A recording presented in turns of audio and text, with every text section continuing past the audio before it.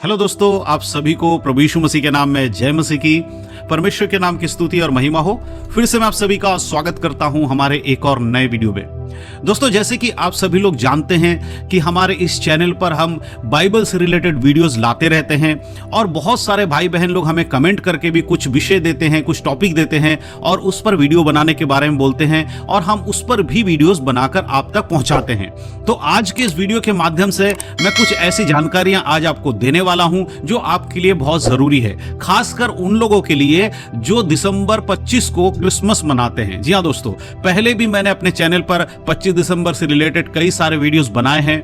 आप चाहें तो उन वीडियोस को जाकर देख सकते हैं। ऑलरेडी हमने वीडियोस बना दिए हैं जिस पर हमने सेंटा क्लॉज के बारे में बात किया है, जिस पर हमने क्रिसमस के ऊपर बात किया है और बहुत सारी बातें जो क्रिसमस से जुड़ी हुई हैं पहले से मैंने उन वीडियोस में आपको बता दिया है। लेकिन बहुत सारे लोग मुझे फिर भी कमेंट कर रहे थे कि ब्रदर, आपने अभी तक क्रिसमस ट्री के ऊपर वीडियो नहीं बनाया है। तो आज के इस वीडियो के माध्यम से मैं उन सभी लोगों के सवालों का जवाब देने वाला हूं जिन लोगों ने हमारे वीडियोस में आकर यह लिखा था कि ब्रदर, हमें क्रिसमस ट्री के ऊपर भी बताइए कि आखिर क्रिसमस ट्री क्रिसमस में किस प्रकार से आया, उसका क्या महत्व है, क्यों क्रिसमस ट्री क्रिसमस में लगाया जाता है, क्या बाइबल से उसका कोई लेना देना है, कोई रिलेशन है या नहीं है, हमें पूरे विस्तार से आप समझाइए। तो आज के इस वीडियो में मैं आपको पूरे डिटेल में क्रिसमस ट्री के ऊपर बताने वाला हूं।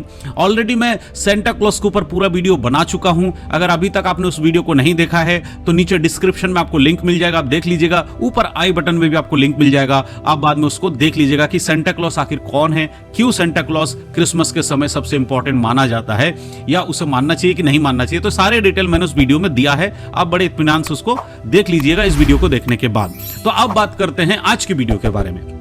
तो सबसे इंपॉर्टेंट कि आप लोगों का सवाल आता है हमारे पास, हम सवालों को पढ़ते हैं और उसके बाद हम आपके जवाब देने के लिए एक वीडियो भी बनाते हैं। तो मेरे प्रियो, आज हम बात करेंगे क्रिसमस ट्री के ऊपर। तो चलिए, सबसे पहले मैं आपको बताना चाहता हूं कि वीडियो को शेयर कर दीजिएगा ताकि उन लोगों तक जो यीशु मसीह को नहीं जानते हैं वचन पहुंच सके, और जो क्रिसमस मना रहे हैं और क्रिसमस ट्री के बारे में लोगों को नहीं पता, उन तक इस मैसेज को पहुंचाने के लिए जरूरी है कि आप सब मिलकर इस वीडियो को शेयर करें। तो चलिए दोस्तों, देर नहीं करते हुए आज के इस वीडियो को हम सब मिलकर शुरू करते हैं। तो दोस्तों, जैसे कि मैंने वीडियो की शुरुआत में आज आपको बता दिया कि हम बात करने वाले हैं क्रिसमस ट्री के ऊपर। हम सभी लोग जानते हैं कि 25 दिसंबर यीशु मसीह के जन्म दिवस के रूप में मनाया जाता है, जिसे क्रिसमस कहा जाता है। और उस दिन लोग सेंटा क्लॉज और क्रिसमस ट्री को सजाकर 25 दिसंबर को सेलिब्रेट करते हैं। लेकिन सबसे इंपॉर्टेंट चीज जो है प्रभु यीशु मसीह, वो कभी कभी 25 दिसंबर में दिखाई नहीं देते, लेकिन क्रिसमस ट्री और सेंटा क्लॉज आपको दिखाई देता है। मेरे प्रियो, मैं आज बात करने वाला हूं क्रिसमस ट्री के ऊपर, क्योंकि बहुत सारे लोग मुझसे सवाल कर रहे थे कि ब्रदर, क्रिसमस ट्री का सही मतलब क्या है, कहां से आया है, इसके बारे में थोड़ा हमें विस्तार से बताइए। तो मैं आपको कुछ बातें बताना चाहता हूं। देखिए, ना ही सेंटा क्लॉज ना ही क्रिसमस ट्री, ये दोनों बाइबल से रिलेटेड नहीं है। बाइबल में इसके विषय में कुछ भी लिखा नहीं गया है। तो फिर ये दोनों आखिर क्रिसमस में शामिल कैसे हो गए? सेंटा क्लॉज के बारे में हम सब जानते हैं कि संत निकोलस थे, जो कि एक पादरी थे। उनकी वजह से सेंटा क्लॉज को बाद में क्रिसमस में लाया गया। उनके स्वभाव को दिखाने के लिए क्रिसमस में सेंटा क्लॉज का एक रूप दिया गया, काल्पनिक सेंटा क्लॉज बनाया गया। हकीकत में कोई सेंटा क्लॉज नहीं है, लेकिन धीरे धीरे करते करते ये आज सबके पास पहुंच चुका है। उसी प्रकार आज से लगभग 2000 साल पहले से ही, यानी कि यीशु मसीह के आने से पहले ही, पश्चिम देशों के जो लोग थे वो सदाबहार के पेड़ का इस्तेमाल किया करते थे अपने त्योहारों को सेलिब्रेट करने के लिए। अब ये सदाबहार का वही पेड़ है जिसे आज आप क्रिसमस ट्री के रूप में देखते हैं। ये जो पेड़ आप देख रहे हैं, ये सदाबहार का पेड़ है। और पश्चिम देशों में मसीहत के शुरू होने से पहले ही, यानी कि उस समय मसीहत था ही नहीं, यानी कि यीशु मसीह का जो आगमन नहीं हुआ था या उसके मृत्यु के बाद पुनरुत्थान नहीं हुआ था, लोग मसीहत में आए नहीं थे, उससे पहले ही जो पश्चिम देश के लोग थे वो सदाबहार के पेड़ का इस्तेमाल किया करते थे अपने घरों को सजाने के लिए, अपने अपने त्योहारों में। जी हां दोस्तों, बहुत सारे लोगों का यह मानना होता था उस समय कि सदाबहार के पेड़ के जो टहनियां हैं, उन्हें अगर अपने घर में रखेंगे तो हमारे घर से जादू टोना भूत प्रेत का साया निकल जाएगा। पुराने समय में इस तरह से लोग उसको मनाया करते थे अपने त्योहारों में। जब भी उनके घर में कोई त्योहार होता था, उस सदाबहार के पेड़ को लाकर वो उसे अपने घर में सजाते थे और उसे गुड लक के रूप में देखते थे और सेलिब्रेट करते थे। यही चलता आया है मसीहत से पहले से ही, याद रखिएगा।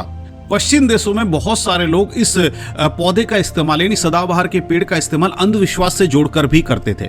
बहुत सारे लोगों को यह लगता था कि अगर हम इस पेड़ को अपने घर में लगाएंगे, अपने खिड़की दरवाजों पर इसकी टहनियों को लगाएंगे तो हम जादू टोने से बच सकते हैं। इस प्रकार अंधविश्वास से भी कई बार इस चीज को जोड़ के देखा जाता था। हो सकता है आज भी वहां पर इस चीज का चलन होगा। मेरे प्रियो, मैं आपको बताना चाहता हूं कि बहुत सारे लोग उस समय ऐसे भी थे जो अपने देवी देवताओं की पूजा के लिए इस पेड़ का इस्तेमाल किया करते थे। जैसे कि रोम में सूर्य देवता की पूजा के लिए इस्तेमाल किया जाता था, उसी प्रकार मिस्र में कृषि देवता की पूजा के लिए इस पेड़ का इस्तेमाल किया जाता था और इत्यादि बहुत सारी चीजें इस पेड़ से जुड़ी हुई हैं।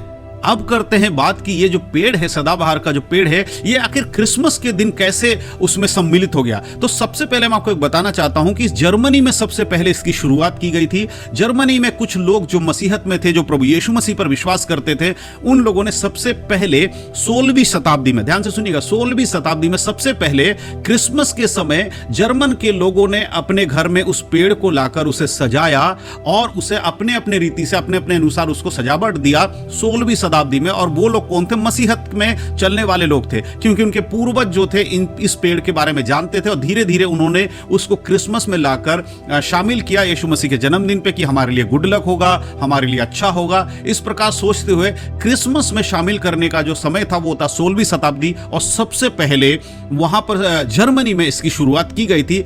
और उसके बाद अमेरिका में, फिर इंग्लैंड में, ऐसे करते करते पश्चिम देशों में ये भर गया और फिर आज के समय में ये पूरी दुनिया में क्रिसमस ट्री के रूप में हम देख पाते हैं। हमें पता चलता है कि क्रिसमस ट्री जो पूरी दुनिया में फैल चुका है, लेकिन इसकी शुरुआत जर्मनी से हुई थी। और जैसे कि सदाबहार का जो पेड़ है वो हर जगह नहीं उगते हैं, इसीलिए आज के समय में क्या होता है कि कृत्रिम यानी कि नकली सदाबहार के पेड़ बनाए जाते हैं जो कि प्लास्टिक का होता है। और ये बहुत बड़ा एक बिजनेस है, क्योंकि पूरी दुनिया में इसकी डिमांड रहती है दिसंबर के महीने में और लाखों करोड़ों इसके पेड़ जो हैं वो प्लास्टिक पेड़ बनाए जाते हैं और ये पूरे दुनिया में बेचे जाते हैं, क्योंकि सदाबहार का पेड़ हर जगह आपको नहीं मिलेगा। और ये एक तरीके से क्रिसमस ट्री अब एक बिजनेस बन चुका है पूरी दुनिया के लिए। आज अगर हम क्रिसमस की बात करते हैं तो आप देख सकते हैं कि क्रिसमस में सेंटा क्लॉस और क्रिसमस ट्री ही एक क्रिसमस की पहचान बनकर रह गई है। प्रभु यीशु मसीह का जन्मदिन और प्रभु यीशु मसीह कहीं पे नजर नहीं आते हैं। बहुत सारे लोग ये तो कहते हैं कि क्रिसमस यानी प्रभु यीशु मसीह का जन्मदिन है, लेकिन आप देखें उसमें सबसे इंपॉर्टेंट कौन होता है? एक तो सेंटा क्लॉस और दूसरा क्रिसमस ट्री। अगर आप एक मसीह हैं तो क्या आपको इन चीजों को करना चाहिए? मैं अगर आपसे बात करना चाहता हूं तो देखिए, क्रिसमस यानी कि प्रभु यीशु मसीह का जो जन्म दिवस के रूप में मनाया जाता है, उस दिन का इस्तेमाल आप सुसमाचार बांटने के लिए कर सकते हैं। लेकिन अब जब आप सेंटा क्लॉस और क्रिसमस ट्री को महत्व देते हैं तब आप प्रभु यीशु मसीह को महत्व नहीं देते हैं। जबकि बाइबल हमें कहती है सबसे पहले हमें परमेश्वर को महिमा देना है और परमेश्वर की महिमा उसी में है जो उसकी आज्ञाओं को मानता है। और परमेश्वर की आज्ञा है कि जाति जाति के लोगों को सुसमाचार सुनाया जाए।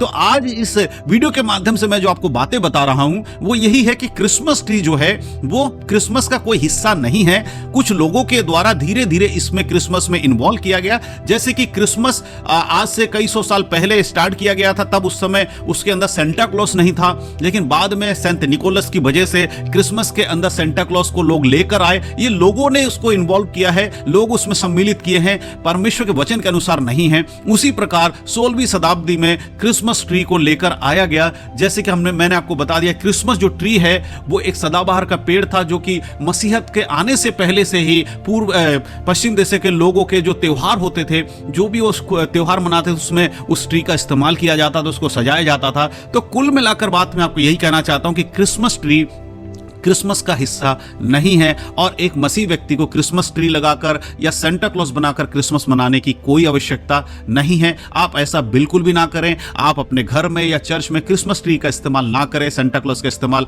ना करें, क्योंकि सबसे इंपॉर्टेंट है कि प्रभु यीशु मसीह के बारे में बताएं। आप लोगों को बताइए कि यीशु का जन्म हुआ है, उसके लिए आपको क्रिसमस ट्री और सेंटा क्लॉस की जरूरत नहीं है, क्योंकि आज क्रिसमस ट्री और सेंटा क्लॉस सब जगह मेन हो गया है। इसीलिए प्रभु यीशु मसीह का जो सुसमाचार है है वो दब कर रह गया, लोगों को पता ही नहीं है। जो लोग यीशु मसीह को नहीं जानते उनसे अगर आप पूछेंगे कि क्रिसमस में सबसे इंपॉर्टेंट कौन है, वो एक ही बात बोलेंगे, क्रिसमस ट्री और सेंटा क्लॉज। जबकि होना यह चाहिए था कि लोगों के मन में यह होना चाहिए था कि क्रिसमस का मतलब है प्रभु यीशु मसीह, सेंटा क्लॉज और ट्री नहीं है। तो मैं विश्वास करता हूं कि आज के इस वीडियो के माध्यम से आप समझ पाए हैं कि क्रिसमस ट्री आखिर क्या है, क्यों क्रिसमस ट्री को क्रिश्चियन लोगों ने या मसीह लोगों ने क्रिसमस में लेकर आया, किस तरह से आया है, ये सारे डिटेल मैंने आपको दे दिया है। और मैं विश्वास करता हूं कि आपके जो नॉलेज है वो बड़ा है। अगर आपका नॉलेज बढ़ा है तो आप दूसरों को इस वीडियो को शेयर करिएगा ताकि उन तक भी ये बातें पहुंच सके कि क्रिसमस ट्री का आखिर उत्पत्ति कहां से हुई है और कैसे वो क्रिसमस का एक हिस्सा बन गया है।